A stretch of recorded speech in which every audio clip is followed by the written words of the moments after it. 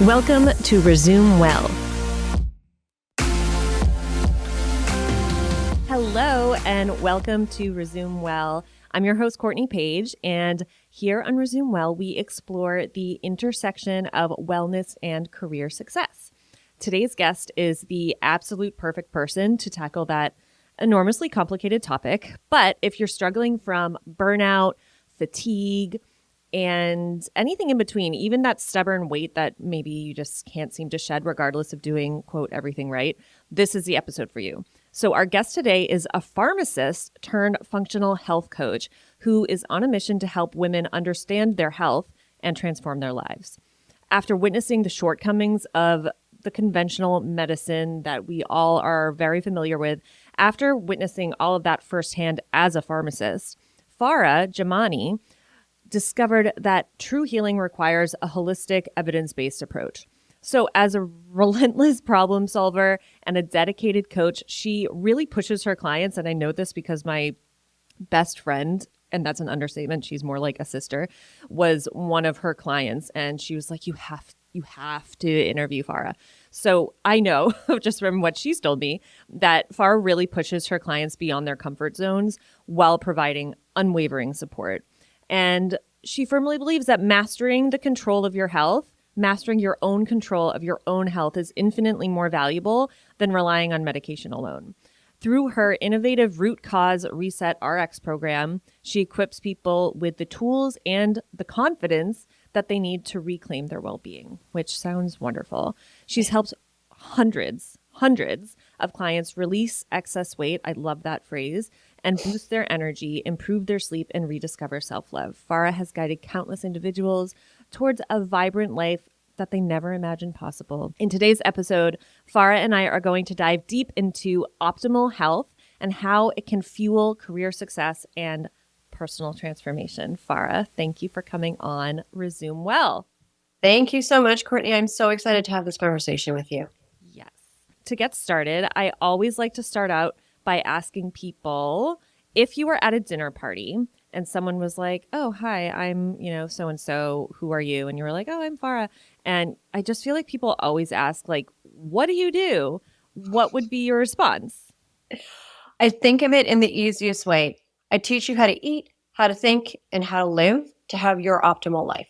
So whether that is you want to break through burnout, whether it's you want to balance your hormones, whether it's you just want to feel that vital energy that you've lost somewhere along the way, I teach you all the ways of how to do that.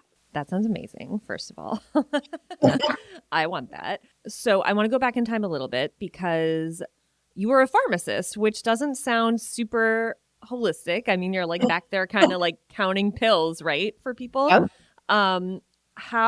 Just tell us about that journey from a pharmacist to a holistic health coach. Yeah, so my journey started when I was in community pharmacy, and I've been a pharmacist for over 2 decades, 1 decade of which I was in senior level management and operations. When I was practicing in the pharmacy, I was seeing women coming in who were feeling tired, who were feeling fatigued, who were not feeling great in their body, and who were having symptoms, but their doctors would tell them, well, your labs are normal, and I don't really know that you have anything wrong with you. But here are some options: a sleeping pill, antidepressant, or birth control pills. And I was the pharmacist who was this neighborhood community pharmacist who wanted to talk to their clients. And they would say, I don't want to take these medications. I don't feel like that's addressing the root cause of what's going on for me, but I don't know what is going on in my body and I don't feel myself. Through that same time frame, I was going through my own health journeys. And conventional medicine had the same answers. Your labs are normal. We don't have a lot to offer you. And I thought there had to be something more going on, that it wasn't just me, it wasn't just our age, it wasn't the women I was seeing in community pharmacy. So I started to go on my own path for myself, but also for the women that I served, to figure out what is this root cause of what's going on. And that led me into functional medicine. Functional medicine, we look at systems in the body versus conventional medicine looking at the body in silos. And so when you start to connect the web of all these moving pieces that are happening in your body, you can start to see very clearly where some of those imbalances and friction is. And functional medicine believes that your body wants to come back into balance. You just need to give it either the tools to do so or remove the friction that's creating the imbalance. And so now that's what I help women do, is remove that friction, create the balance, and your body does what it wants to do, and is actually able to heal itself. Yes, I love that. I love that you're talking about balance, because I think that's something that we all strive for in general, right? We're like, let's, work-life balance. We hear that all the time, but I don't think we associate that with our health, and it's so important. So what, if at all, what is the intersection between pharmacy and holistic health? How has your pharmaceutical background influenced what you do now? And are there any elements that where those worlds like really work kind of surprisingly well together? Yeah, and I take a really integrative approach. I think there are some camps where it's all conventional all the time, but it's also all holistic all the time. And I don't think either extremes are where you're going to find true health for people. I think sometimes you need the bridge of medication to either get you through, to provide that symptom relief, to get you to feeling some level of relief so that you can do the foundational work. But you can't just give medications without doing the foundation, because once you start to remove that bridge, you're left with nothing. So those worlds can definitely connect together, and they often work best in synergy together if needed. Where I was seeing some limitations within pharmacy was people who were just wanting the medication, and there's nothing wrong with that, and that's their choice and their path. But there's some women who really wanted this holistic solution, but they were suffering on their way there because they weren't taking the bridge. So now we connect both worlds together to allow you to have the relief whilst also helping your foundation of health. What was your approach when women were coming, especially from the holistic side? Because I think, and correct me if I'm wrong, but I feel like just listening to this, that it would kind of be easier for someone who is game for that more conventional side to kind of dip their toe in the holistic side. Whereas, because I come from a background of yoga, so I'm just thinking of people in my circle who I know, I feel like they would have a much more difficult time getting on board with like going on a medication as opposed to vice versa. So what is your approach with someone who comes from wanting to be, very holistic and natural, but they really need that support in medication? How do you approach a client like that?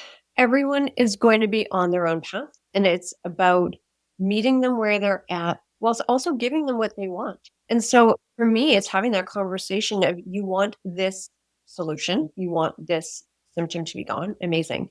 Here's what we can do to help that. But here, let's be realistic of how long that's going to take.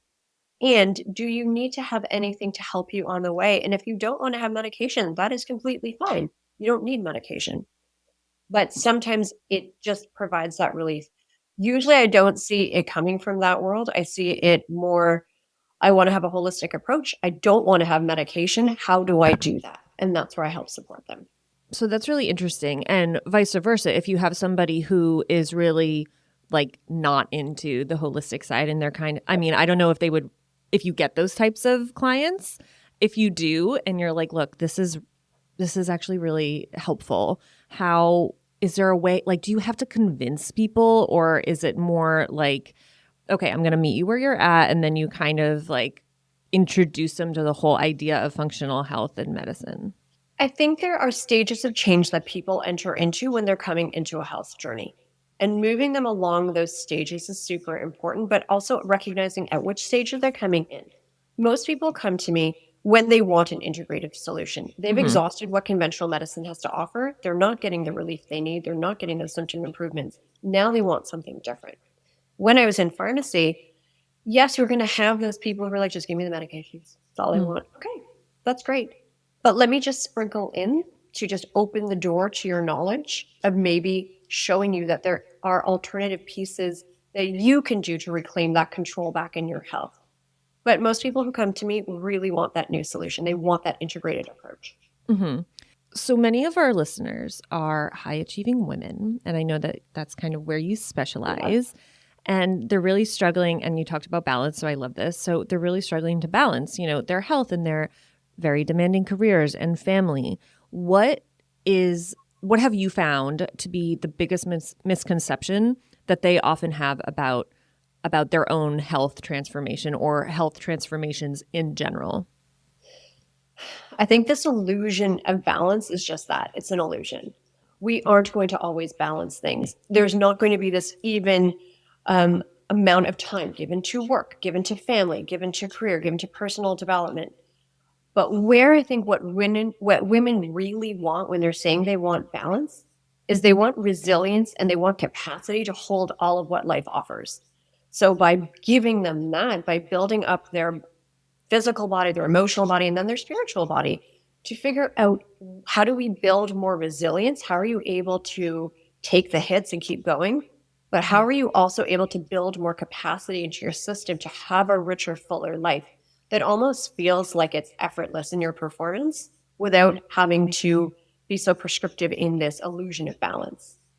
Yeah, I think that's, oh my gosh, that like hits because it is. It's like it's the whole thing. It's like we're trying to have it all and then you really can't. It's like you can't have it all at once, right? It's like you can, but in little bits.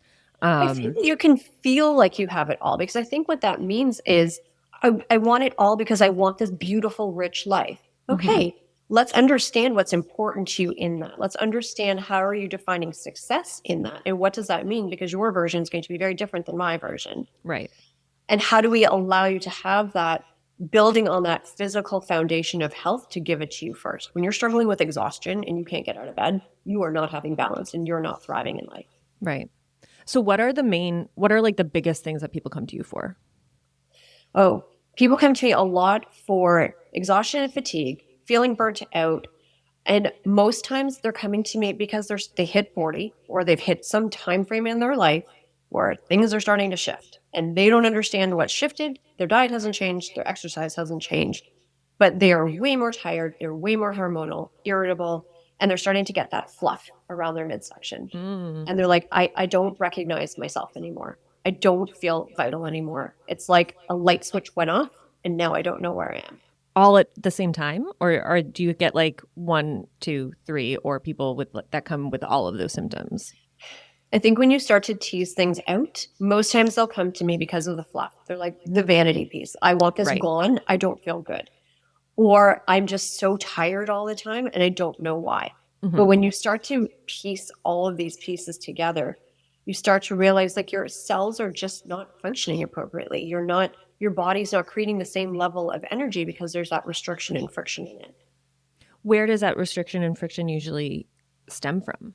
Yeah, what's the root cause behind it? Right. So talk about the program, Farah. I love the name of it. I couldn't wait to get to it. Can you tell us what the name of the program is and tell us about it? It's the ResetRx, and I think of it as a prescription to vitality. It's a prescription to reclaim your health and therefore transform your life.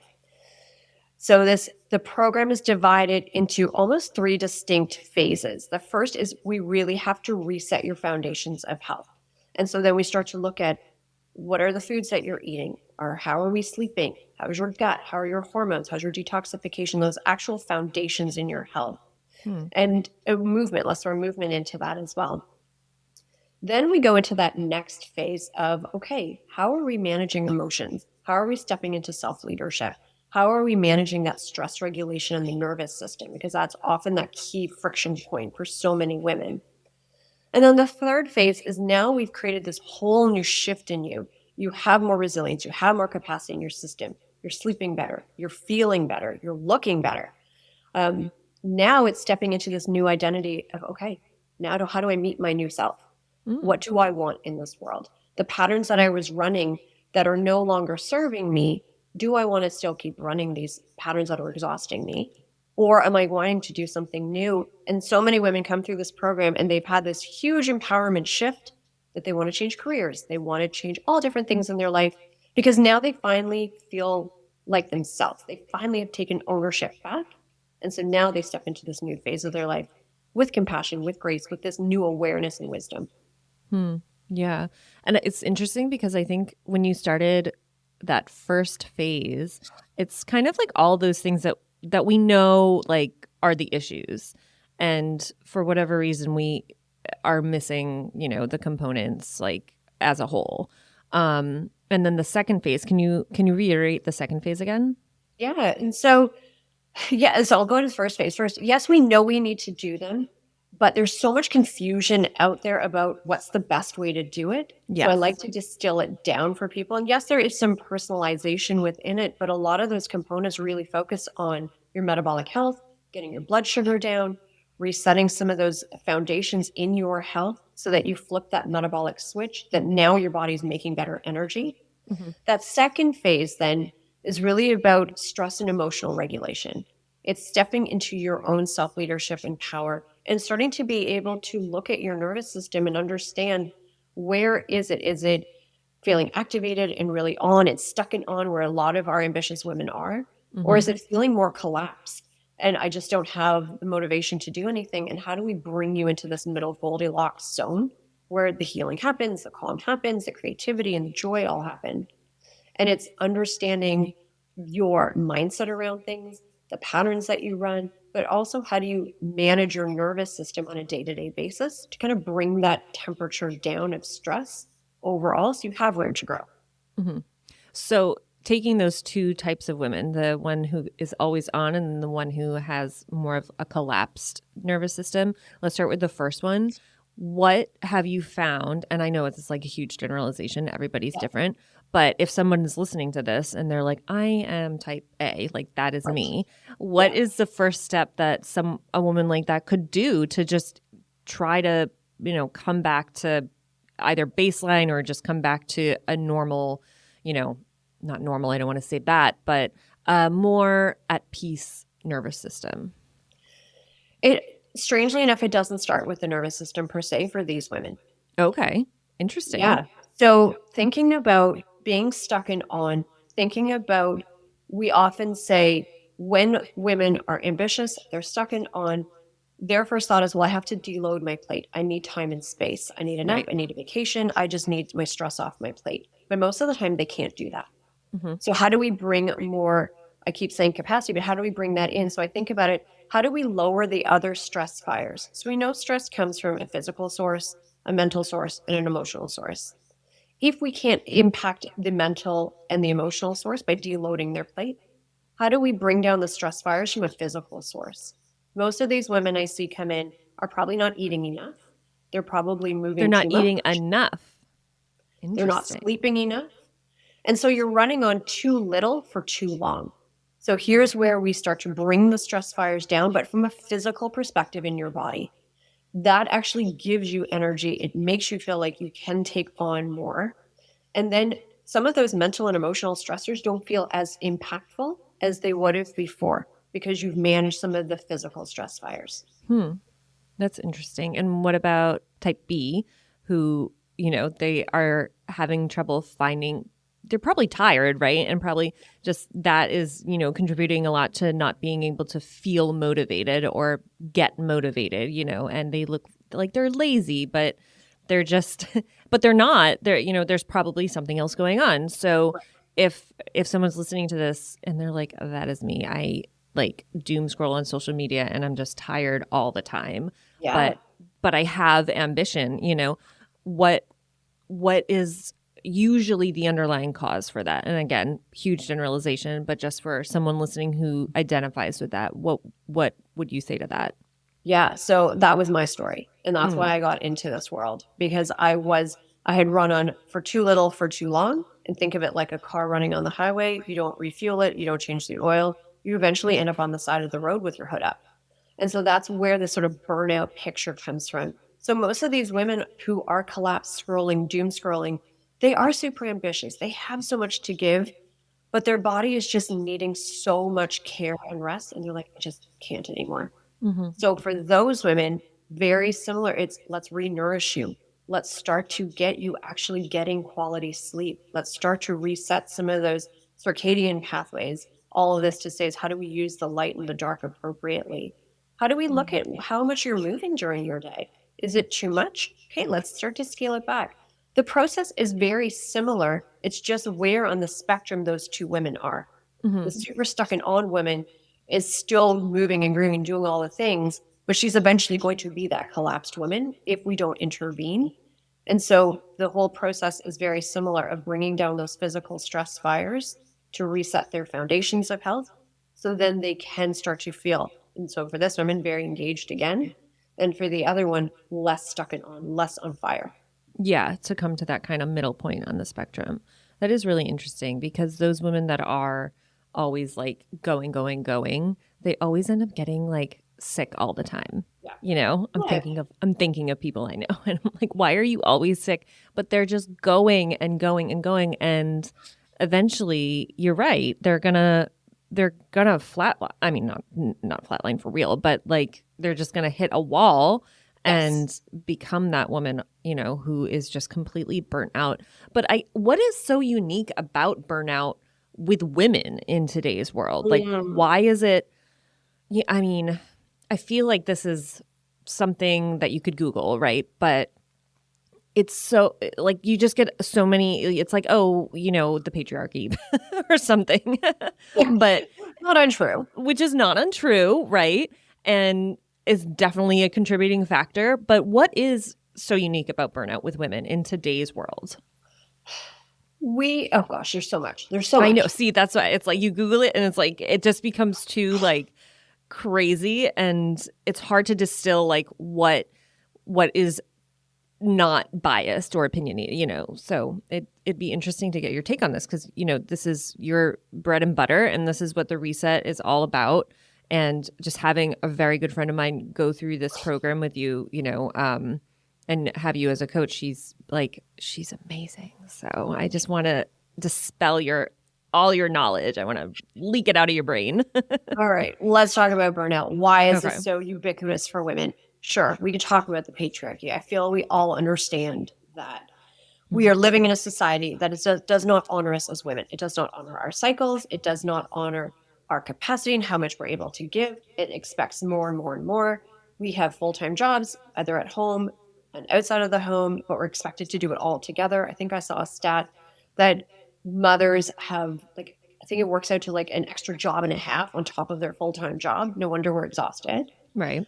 We're living in a super toxic environment. I don't just mean toxic from like the food and the water and the air, but we're living in a really holistically toxic environment where you go on social media and you see only everyone's highlight reels, and you're bringing that in as a confirmation bias that, oh, I should be doing that. Well, let me go and do more and try harder and look a certain way. So we have that pressure on ourselves.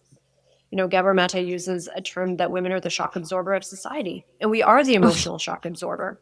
You know, God. we are the ones that got hit the hardest through the pandemic. We are the ones who 80% of autoimmune conditions come to us. Yes, there is some genetics to it, but it's also the environment through which we live. And so there's so much that goes into burnout, whether it's our own expectations, our upbringing and patterning of people pleasing and perfectionism. That is an amazing tool for ambitious women, but then it becomes this double-edged sword that contributes to this burnout piece. Mm-hmm. But then we start to look at our modern food. It is mostly nutritionally devoid. There's so much confusion out in the space of what should I eat, when should I eat it, how should I do it. And so there's so much conflicting evidence coming through. And so if you have a genetic tendency towards sickness, if you are living in this modern society, you don't have supports, it stands to reason that most women are going to have some level of the spectrum of burnout at some point in their life. Layer hormones into the mix, hit your 40s, all things start to shift. And that is an actual time where your brain is starting to shift, your body is starting to shift, and your resilience is just not there anymore because your hormones aren't there to support it. What hormones? So when there's 3 stages in a woman's life: puberty, postpartum, and perimenopause, where we start to see these huge hormonal swings, huge hormonal fluctuations that we know impact the way your brain functions. So I see a lot of women come to me with the brain fog. The brain just doesn't feel like it's on. They can't find words. They're like, I used to be sharp, and now I'm very much not. What happened? What happened? And so in this sort of 40s, 35, 40 range, we're starting to see progesterone really start to decline. Estrogen start to become really wonky. And with all that shifting comes all of these challenges. Your brain just doesn't have the same level of chemicals in it. We don't have the same level of resilience to handle the stressors of our life. And so everything just feels like a lot. It just feels too much. Can you go a little bit farther into progesterone and estrogen? And Yep. did I say that right? Progesterone? Yes, yes. And estrogen, and how, like, what is the difference? I mean, I think we hear about that if you have ever had a baby, you know, or been trying to get pregnant or something like that, you know, that's part of that world. But I don't know if I've heard them really separated like that in postpartum, you know, and not postpartum like right after you had a baby, because that's kind of all wrapped up in that. But like after you're done having kids, how do those still work together, and how does it affect, like you mentioned, brain fog or, you know, other symptoms of perimenopause? Yeah. So we feel again that these hormones work in silos. Hormones don't work in silos. They work in concert together with other hormones. So when we think of, let's go to burnout for just a sec, we think of it with a stress hormone being high, okay? But with it, it takes up insulin, which is then disrupting some of your blood sugars. Your question was really around perimenopause and those hormones. So through a woman's cycle, through her entire life, she's going to have differing levels of progesterone and estrogen in her system. But in this sort of 10-year lead up to menopause, these hormones start to decline. And they don't decline in a nice sequential trajectory going Of course down. not. It's this zone of chaos. So if you remember puberty and how rocky and bumpy it was, well, it's the same thing on the way out. It's rocky and bumpy, and nothing makes sense anymore because your hormones are changing not in a regular fashion. They're all over the map. Every month can be different. And so with this hormonal change comes a whole host of other changes. And I feel like this is a conversation that we don't often hear enough about.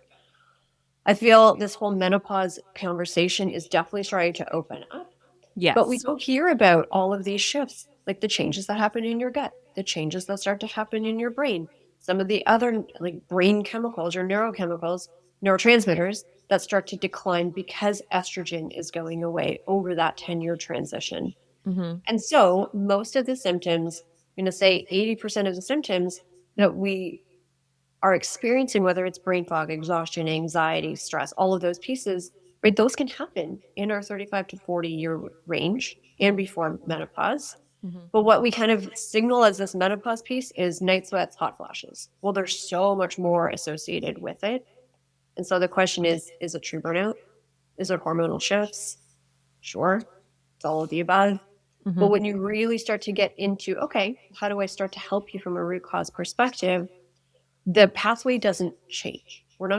Yes, we can talk about perimenopause and hormones and all the rest, and that's something you should really be speaking to a practitioner about how to manage some of that. But when it's talking about those foundations in health, those don't shift. We still need to be eating properly. We still need to be having a lifestyle that supports us. We still need a mindset of being able to manage the emotions and stress.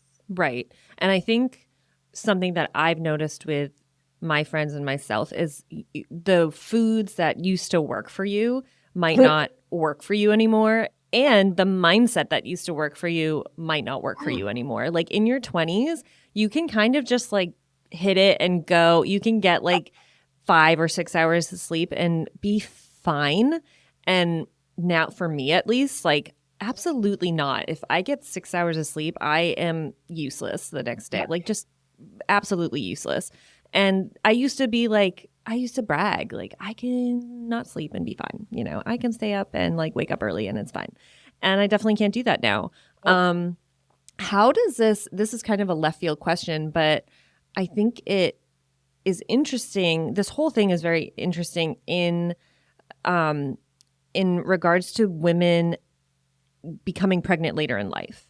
So if we're hitting perimenopause between 35 and 40, that's the general age range, but women are having babies later because of career and all of those good things.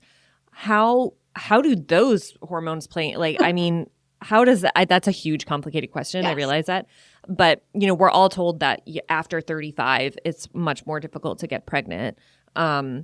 The chances of everything are lower. The chances of abnormalities in the fetus are higher. But how does it work with the hormones delving into perimenopause, but you're also trying to get pregnant. I mean, is it impossible? It's No, not. We see it it's not happen. impossible. But we do know it's challenging. We do Yeah. know it's hard. There is a reason why they say that after 35, it is more challenging to do it. Our egg quality is lower, our egg reserve is lower, hormones are starting to shift. Not impossible, but in that, let's understand that those hormones are starting to shift, but what is picking up the slack are your adrenal glands. And so when your ovaries are quietly quitting, your adrenals are having to pick up the slack. We realize we live in a super stressed environment where our adrenals are getting overtaxed day after day. And so they don't have a lot of reserve. So this is why we're seeing so much challenge in the 40s, because there's nobody there to pick up the slack. Mm-hmm. Mm-hmm. That's really interesting. Yeah, because it's so difficult to go after the career that you have been working towards, and especially, women in leadership positions that have really like put everything into their career and still want to be a mother. It ends up happening, in the later half of 30s or early half of 40s. And so it's really interesting how it all works together and comes together. Is there, while I was preparing for this, I was interested to know if there was a type of career or a specific industry maybe that a lot of your clients come from. I don't want to say a specific industry, but I will say overall, they are professional women who are ambitious, who are in leadership roles, who want it all. And there's nothing wrong with that. And they can have it all. But understanding what all means to them, I think is very key to understand, and not being swayed by what they were brought up with or what society thinks is all, but what does all mean to them? And that's where we talk about that in that third stage of my program of understanding what are your values, what is success, how do you define it? Because now you actually feel well, your inflammation is down, your brain feels back on. Now you can think about those pieces. And it's going to look different for each woman who comes through my door. But the common thread is I have so much to give. I want to be able to impact this world. I want to have abundance. And that is entirely okay. And how do we get you there? How do we give that to you? Right. Because you deserve it. Yeah. I mean, it's beautiful that you have so many women with that need and want. With that, what is the biggest or most common self-limiting belief that those same women who have that desire to give and create, what is their biggest self-limiting belief? Well, it's a great question. Their self-limiting belief is that the only way to get to where they want to be is through hustle and grind. There are no other ways. So they're running these really like toxic patterns of holding themselves to such high standards, to having this perfectionistic streak. Most of them come in with this level of people pleasing as well, but it's almost this forcing and pushing and doing mentality. Whereas if we can stop to give their body a bit of a break, but also let them lean back, also let them be, and having them start to connect the dots to, I don't have to hustle and grind. This can be easy. This can be in flow. This can be simple. And that's a hard thing to be able to navigate and believe when we're in the midst of it all, right? Because if you're at the car on the highway driving at 100 miles an hour, you don't know that there's a way to go slower and also get to your destination. Right. Yeah. And we've talked a little bit about, retraining your brain and all of that. One thing that I was looking at when I was researching you, was challenging habits, right? So a lot of this kind of boils down to healthy habits. And a lot of the time, myself included, will like start and we're excited to do the cool new habit that we decided was going to change our life. And we start it and then, we fail. And maybe it's a personality thing and we're just like not great at keeping habits going. Or maybe we decide, we come up with an excuse of some sort. So we've all been there. We've all done it. We've all like tried and failed multiple times. But how would you approach that? Like if a client came to you and was like, that's great. You have all these great habits that I need to start, but I've tried XYZ and it's like it just doesn't stick. I have a really difficult time with it. How can we create lasting changes as opposed to just the hamster wheel of, try, fail, try, fail, try, fail? Well, you're talking about two different things in there. Yes, habits, which we'll talk about, but you're also mentioning momentum. When we start on something, right? January 1st is going to be coming up soon. Everyone's going to be motivated. They're going to be really high on this motivation scale. And then life happens and they start to trough out. And they're like, yeah, I think it's like by work. mid-February, everyone's, Yeah. Well, I'm going to say mid-January. Everyone's off that bandwagon. But I want to teach that motivation comes through momentum. So you can be as motivated as you want, but until you gain momentum, that is going to push your motivation further. So it's almost like you just have to keep going. You go to the gym, you're not going to go to the gym twice and be like, oh, look, I've gotten huge muscles. No, you keep going. So instead of looking at the finish line of what is that going to look like, let's look at what are those process habits that I have to continue, which over time is going to get to me to my result. And that's where coaching is very important. It's very hard to keep yourself accountable and motivated and keep going. So through my coaching, I will always start with what's going well. Let's start to unpick why that's going well. What did you have to tell yourself to get there? What is it about that feels really important to keep going? And that accountability, support, the coaching, understanding the levers that you're pulling is what's going to keep that momentum going until that reaches the motivation to carry on. The other piece to what you were asking, though, is how do you create this habit in the first place? Right. Right. And so we know with habits through lots of research that you need a trigger, you need the habit, but you also need the reward. And reward is different for each person. So certainly maybe it's you're starting to implement a habit. And I always will teach it to let's create a habit stack. Let's tack it onto something you're already doing that is going to also be that trigger for you. So maybe one of the things I will have most women do is get some morning sunlight before screens. Because we know with that is going to start to set your energy for the day. It's also going to allow you to get some great quality sleep. But when it's cold in Canada, nobody wants to go sit outside. So maybe you use the sunlight or whatnot. But it's how do you get that ingrained? Well, most of us have a hot drink in the morning. So let's do those habit stacks. You're going to be having your coffee. Take it outside if you can. Sit with it in front of a light. There's your trigger, is your coffee. You've created that habit stack to it. And now what's your reward? Okay, well, maybe for the first little while, you actually need a true reward. But your reward will differ based on what you're getting from it. Maybe your reward is just, oh my gosh, like I can actually get through my morning. Holy moly, I love this. Right. Maybe for you teach yoga. Your reward is at the end of that, you feel so good and light and like calm through it. That in itself is a reward. Right. And for some other people, maybe it's, I can't wait to have my hot shower after I work out.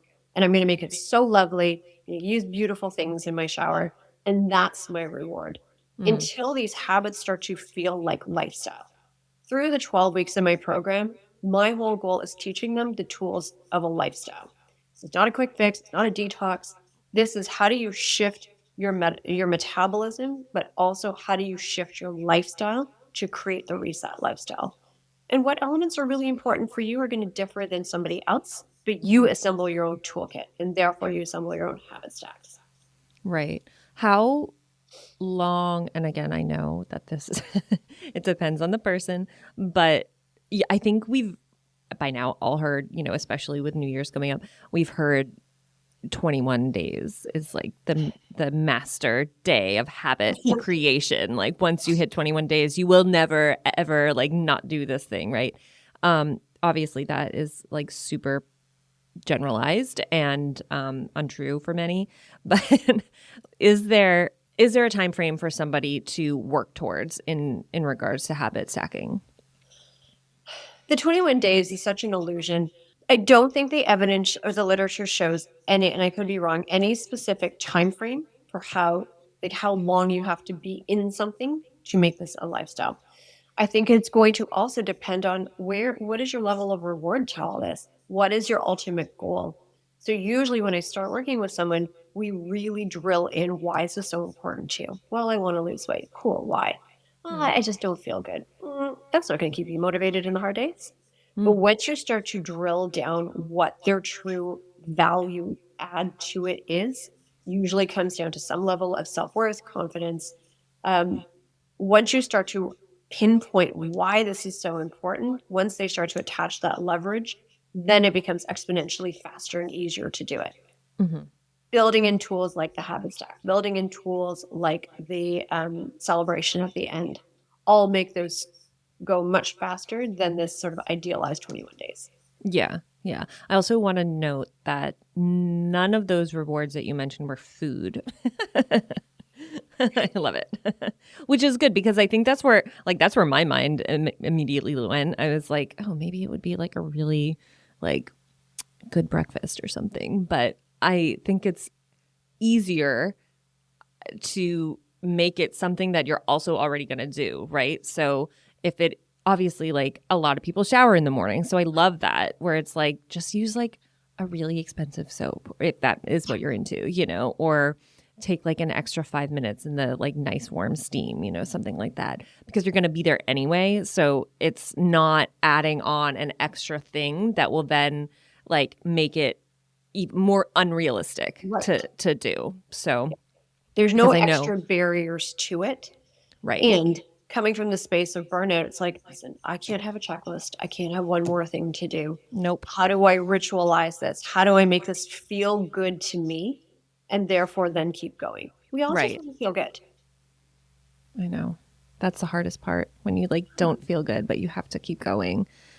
I love that. So how, before we wrap up, I do want to ask, you know, if there's anybody listening here who is really interested in functional health, but they're, you know, not a doctor, and they're considering a career pivot and they're interested in it, what advice would you give somebody navigating that kind of career pivot? I think it's such an important career pivot. I think it affords you so much value add to yourself, but also to other people. So start to do a little research. Start to follow some of these accounts, whether it's on Instagram, whether it's podcasts, that are talking about those elements that you're finding super interesting. From there, it's okay, well, how do you want to see this trajectory out? As a pharmacist, as a healthcare professional, I was afforded various different streams to go into because I was a healthcare professional. Right. If you're not, that's okay. But how do you want to see this? Is it for yourself? Is it to impact others? That will then decide of how you start to get into it in a more concentrated form. But even now, like, there's so much information on the internet. There is so many tools that you can access to start to delve into it. Yeah. Yeah. And how, just from an entrepreneurial standpoint, you know, how was that transitioning from something that is very, you know, traditional pharmacy to something much like the Wild West, where it's like there's no rules, there's no structure, you know? How was that? Was it difficult, or were you just like, yeah, let's do it, like, I am game? It was, I'm not going to lie, it was a challenge. I am very much ruled by certainty in so much of my life, where being an entrepreneur, there is no certainty. Right. But I also know my values are through autonomy, they're through impact, they're through education. And I also knew that I was not gaining that by staying stuck in pharmacy. So having shifted into this new space, this is where that self-leadership comes in. I coach myself every day. I have to get up to do the work. But the reward that I get back to seeing shifts in people's lives, to impacting women in a really deep way, keeps you going.